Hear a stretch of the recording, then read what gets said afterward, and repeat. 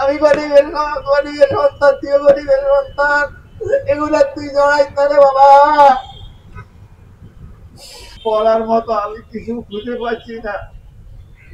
আমি এটুকু বলতে পারি বাংলাদেশ সরকারের কাছে, বাংলাদেশের প্রশাসকের কাছে, মিডিয়ার বাবা ভাইদের কাছে, আমার ছেলেরা আমি আমার মুখে ফিরে পাচ্ছি চাই। এই হলো আমার কথা, আমার আর বলার কিছু নাই।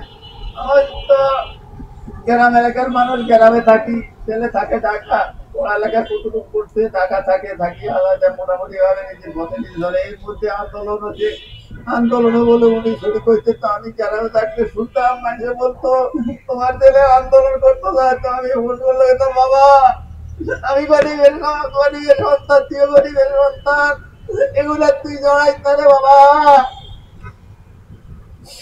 আজ তোরে ঢাকার শহর থেকে আমরা খবরে দেখি, টিভির মধ্যে দেখি, তুই খুন হয়ে গেলে তোরে তো ভাই আমার আনার মতো শক্তি নাই রে বাবা রে। আমি বাংলাদেশ সরকার, বর্তমান সরকারি আন্দোলনের ফসল হিসাবে ক্ষমতায় গিয়েছে,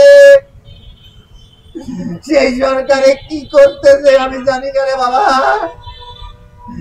এই এত হাজার হাজার মানুষের মুখ খালি হয়ে গেল, সেই বিনিময়ে আন্দোলন করি কত মায়ের মুখ খালি হলো, কত বাবার মুখ খালি হলো। এই আন্দোলনের ফসল হিসাবে তারা ক্ষমতা যায়। এখন তারা কি করে, দেশ কিভাবে চলায়, সরকার কিভাবে চলে, পনেরো কিভাবে চলে আমি জানি না।